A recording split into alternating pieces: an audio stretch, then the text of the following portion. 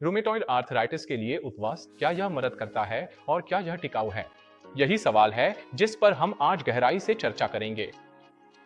हम विभिन्न उपवास विधियों जैसे वाटर फास्ट, इंटरमिटेंट फास्टिंग, दिन में एक बार भोजन और कीटोसिस के फायदे नुकसान पर चर्चा करेंगे।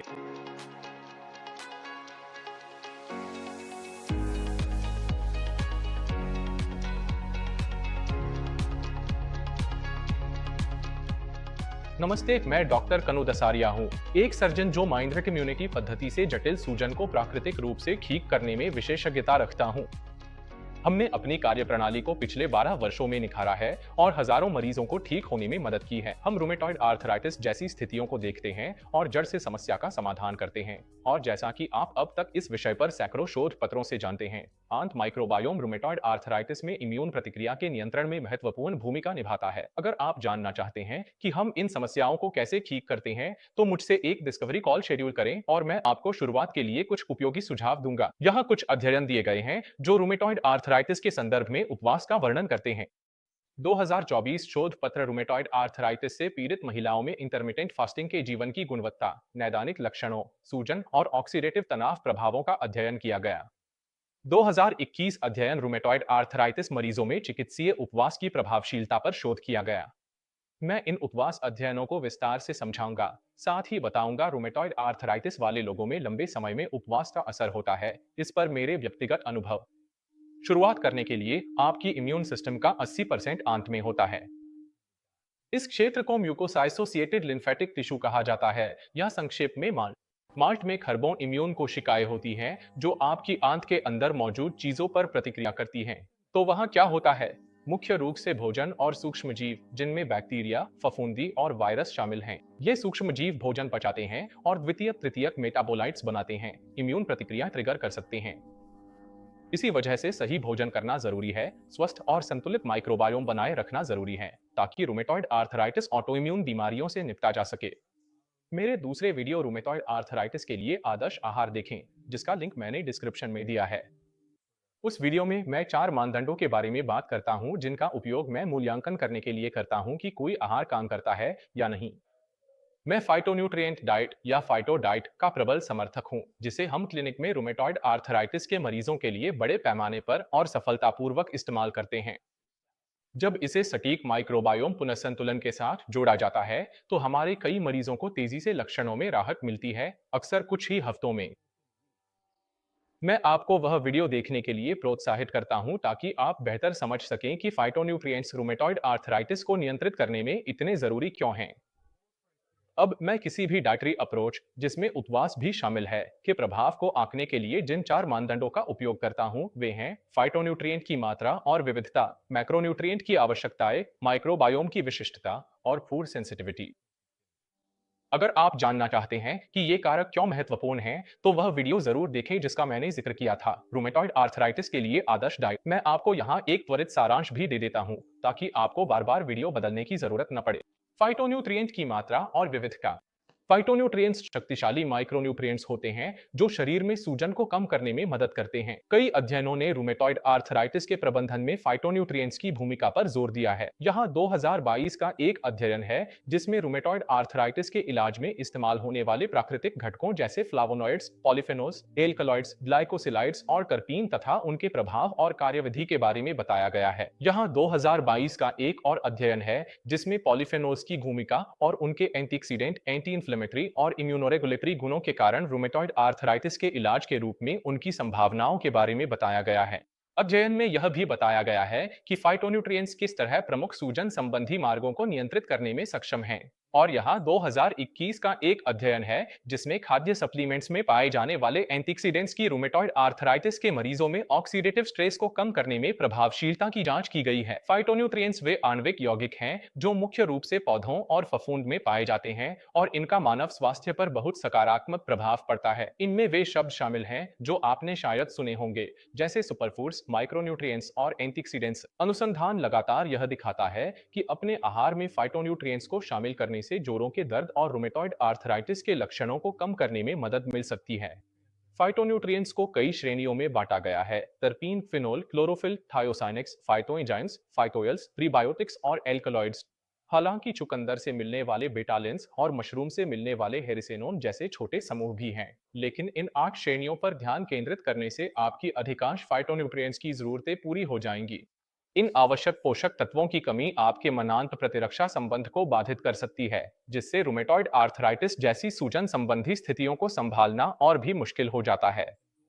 लक्ष्य यह होना चाहिए कि रोजमर्रा के भोजन से फाइटोन्यूट्रिएंट्स का सेवन अधिकतम और अनुकूलित किया जाए, और अधिकतम व अनुकूलित करने से मेरा मतलब है कि अपने आहार में फाइटोन्यूट्रिएंट्स की विविधता और घनत्व दोनों को बढ़ाना, जो रूमेटॉइड आर्थराइटिस में समग्र स्वास्थ्य बनाए रखने के लिए बेहद जरूरी है। फाइटोन्यूट्रिएंट्स की कम मात्रा वाला आहार रूमेटॉइड सूजन को दूर करना और भी कठिन बना देता है।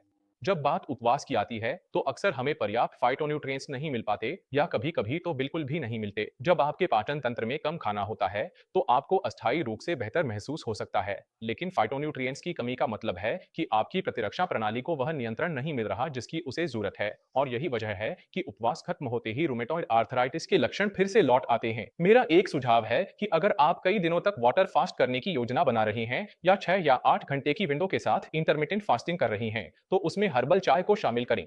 हर्बल चाय में फाइटोन्यूट्रिएंट्स जैसे पॉलीफेनॉल्स और टर्पीन होते हैं, जो बिना कोई कैलोरी बढ़ाए सूजन को कम करने में मदद करते हैं। अब बात करते हैं रूमेटॉइड आर्थराइटिस के लिए मैक्रो आवश्यकताओं की। मैक्रोन्यूट्रिएंट्स का संक्षिप्त रूप है। ये कार्बोहाइड्रेट्स, फैट्स और प्रोटीन होते हैं जिनकी शरीर को सही ढंग से काम करने के लिए जरूरत होती है। मेरी वेबसाइट पर एक टूल है जिसे मैक्रो कैलकुलेटर कहते हैं, जो आपकी ऊंचाई, वजन, उम्र, लिंग और गतिविधि स्तर जैसे कारकों के आधार पर आपके शरीर की मेंटेनेंस आवश्यकताओं का पता लगाने में मदद कर सकता है। यह समझना जरूरी है कि ये मैक्रोन्यूट्रिएंट्स के अनुमान आदर्श शारीरिक कार्यप्रणाली पर आधारित होते हैं। हालांकि जब आप उपवास करते हैं तो आपको ये पोषक तत्व लंबे समय तक नहीं मिलेंगे, या सबसे अच्छा, ये कम मात्रा में ही मिलेंगे। आइए उपवास के विभिन्न प्रकारों पर एक नजर डालते हैं। सबसे पहले आपके पास वाटर फास्ट होते हैं, जो 24, 48 या 72 घंटे के हो सकते हैं, या फिर 5 से 14 दिनों तक भी चल सकते हैं। आपके पास टोटल कैलोरिक रेस्ट्रिक्शन भी है, जिसमें आप रोजाना 800 से 1000 कैलोरी से कम लेते हैं। आपके पास इंटरमिटेंट फास्टिंग भी है, जिसमें आप 6, 8, 10 या 12 घंटे की विंडो में खाना खाते हैं, और आप दिन में सिर्फ एक बार खाना खा सकते हैं, जिसे ओएमएडी ओमैड कहा जाता है, जिसमें आप अपनी सारी कैलोरी एक ही भोजन में लेते हैं। आप जो भी उपवास का तरीका चुने, उसकी मूलभूत लाभ की वजह कीटोसिस है। कीटोसिस में आपका शरीर ईंधन के लिए कार्बोहाइड्रेट्स बंद कर देता है और ऊर्जा के लिए जमा चर्बी और मांसपेशियों पर निर्भर हो जाता है। उपवास के समर्थक ऑटोफैगी प्रक्रिया को उजागर करते हैं, जब शरीर पुरानी या क्षतिग्रस्त कोशिकाओं की सफाई करता है, जो स्वभाव से एंटी इंफ्लेमेटरी है। लेकिन यहाँ एक समस्या है। हालांकि उपवास की रणनीतियां सोराइसिस के लक्षणों को अस्थायी रूप से राहत दे सकती हैं, वे लगभग हमेशा वापस आ जाते हैं। तो क्या होता है दूसरी बार या तीसरी बार, या अगर आप लंबे समय तक उपवास करते रहते हैं? जब लक्षण वापस आते हैं तो खाना खाना और भी चुनौतीपूर्ण हो सकता है। आपको खाने के बाद फूला हुआ, सुस्त या ऊर्जा की कमी महसूस हो सकती है। ये लक्षण खाने में कठिन कर सकते हैं, जिससे एक दुष्चक्र बन जाता है जिसे तोड़ना मुश्किल होता है। अगर आपका वजन कम है, शरीर द्रव्यमान सूचकांक यानी बीएमआई 18 या उससे कम होना रूमेटॉइड आर्थराइटिस वाले लोगों के लिए चिंता का विषय हो सकता है। हमारी क्लिनिक वेबसाइट पर बीएमआई कैलकुलेटर का उपयोग कर अपना बीएमआई निकालें। अगर आपका बीएमआई 18 से कम है तो यह गंभीर समस्या है, और मैंने ऐसे मरीजों का इलाज किया है जिनका बीएमआई 13 तक था, जो गंभीर है। जब किसी रूमेटॉइड आर्थराइटिस वाले व्यक्ति का बीएमआई कम होता है तो उनका शरीर कैटाबोलिक अवस्था में है, प्रोटीन तोड़ रहा है, जिससे ठीक होने की प्रक्रिया धीमी हो सकती है। इनमें से कई मरीजों को खाना पचाने में दिक्कत होती है, और उन्हें अपने आहार में भोजन को दोबारा शामिल करने के लिए सावधानी पूर्वक मार्गदर्शन की जरूरत होती है, ताकि वे रूमेटॉइड आर्थराइटिस के लक्षणों को सफलतापूर्वक नियंत्रित कर सकें। मैं इस बात पर जोर इसलिए देता हूं क्योंकि रूमेटॉइड आर्थराइटिस में खराब गट माइक्रोबायोम का समाधान कभी भी खाना छोड़ना या पूरी तरह से उपवास करना नहीं होना चाहिए, भले ही उपवास करने से आपके जोड़ों में थोड़े समय के लिए आराम मिले। मुझ पर भरोसा करें, मैं खुद भी उपवास करता था, इसलिए मुझे इसकी आकर्षण अच्छी तरह समझ में आती है। लेकिन खाने से बचने के बजाय पहले सूजन को कम करने पर ध्यान दें, फिर सामान्य खाने की आदतों पर लौटें। जब मैंने यह बदलाव किया और मेरे मरीजों ने किया, तो नतीजे टिकाऊ और स्थायी रहे। दुर्भाग्यवश कई लोग रूमेटॉइड आर्थराइटिस से पीड़ित हैं, सही डाइट खोजने की उम्मीद छोड़ चुके हैं और शायद खाना छोड़ देते हैं। यहाँ एक हालिया अध्ययन है, लंबे समय तक इंटरमिटेंट फास्टिंग हृदय संबंधी मृत्यु का खतरा बढ़ सकता है। इसके अलावा अगर आपको रूमेटॉइड आर्थराइटिस है और आप लंबे समय तक कैलोरी की मात्रा कम रखते हैं, हम यहाँ कई दिनों, हफ्तों और महीनों तक इंटरमिटेंट फास्टिंग की बात कर रहे हैं, तो कई तरह की समस्याएं हो सकती हैं। आपका वजन कम हो सकता है और मांसपेशियों की क्षति हो सकती है। थायराइड की गड़बड़ी, कोर्टिसोल और सिंपैथेटिक एंडोक्राइन डिसफंक्शन, नींद में बाधा, प्रोटीन कैलोरी कुपोषण जो घाव भरने और सूजन नियंत्रण में रुकावट डालता है। आपको मतली, एसिडिटी, पेट भरा हुआ महसूस होना और भूख में कमी और गंभीर रूप से रुक रुक कर थकान महसूस हो सकती है। इन्हीं कारणों से मैं यह जोर देता हूं कि रूमेटॉइड आर्थराइटिस में खराब गट माइक्रोबायोम का हल कभी भी खाना बंद करना या पूरी तरह से भोजन से बचना नहीं होना चाहिए। इसके बजाय ध्यान सबसे पहले सूजन को कम करने पर होना चाहिए और फिर सामान्य संतुलित आहार की ओर बढ़ना चाहिए। दुर्भाग्यवश कई लोग जो रूमेटॉइड आर्थराइटिस से जूझ रहे हैं, वे आदर्श आहार खोजने की कोशिश छोड़ चुके हैं और भोजन से बचने लगते हैं, जिससे समस्या और भी बढ़ जाती है। अगर आप रूमेटॉइड आर्थराइटिस को नियंत्रित करने के लिए आदर्श मैक्रोन्यूट्रिएंट संतुलन तय करने की कोशिश कर रही हैं, तो मुख्य बात यह है कि वसा, कार्बोहाइड्रेट और प्रोटीन पर ध्यान दें। सूजन को कम करने में मदद के लिए मैं सलाह देता हूं कि रोजाना की लगभग 50% कैलोरी वसा से आए, जबकि कार्बोहाइड्रेट और प्रोटीन लगभग 25% से 25% हो। कार्बोहाइड्रेट को आहार में कम हिस्सा देने का कारण, खासकर शुरुआत में, यह है कि हानिकारक आंतों के बैक्टीरिया और खास तौर पर कैंडिडा शक्कर पर पनपते हैं। उन्हें कार्बोहाइड्रेट बहुत पसंद हैं। और अगर आपकी माइक्रोबायोम पहले से ही असंतुलित और कमजोर है, तो उसे शक्कर खिलाने से समस्या और बढ़ जाएगी, क्योंकि आपके पास खराब बैक्टीरिया और फंगस है जो शक्कर, कार्ब्स और फाइबर के साथ मिलकर न सिर्फ आंत में बल्कि जोड़ों और शरीर के बाकी हिस्सों में भी सूजन पैदा करते हैं। ग्लूकोज और फ्रुक्टोज जैसी साधारण शक्करें हानिकारक बैक्टीरिया और फंगस दोनों की वृद्धि को बढ़ावा दे सकती हैं। इसी तरह आटे में पाए जाने वाले साधारण स्टार्च भी रूमेटॉइड आर्थराइटिस में बैक्टीरिया और फंगस की अत्यधिक वृद्धि का कारण बन सकते हैं। यह अवलोकन मेरे हजारों मरीजों के साथ काम करने के व्यापक अनुभव से आया है, न कि किसी विशेष वैज्ञानिक अध्ययन से। अगर आपका लक्ष्य वजन कम करना है और आपको रूमेटॉइड आर्थराइटिस है, तो आपको कार्बोहाइड्रेट व वसा को कम करना पड़ सकता है, साथ ही प्रोटीन की मात्रा बढ़ानी होगी और कुल कैलोरी घटानी होगी। दूसरी ओर अगर आप वजन बढ़ाने की कोशिश कर रहे हैं, तो आपको कुल कैलोरी बढ़ानी होगी और कार्ब व फैट के अनुपात को संतुलित तरीके से समायोजित करना होगा। अपने मैक्रोन्यूट्रिएंट्स को ट्रैक करना आपके स्वास्थ्य लक्ष्यों को हासिल करने में मदद कर सकता है।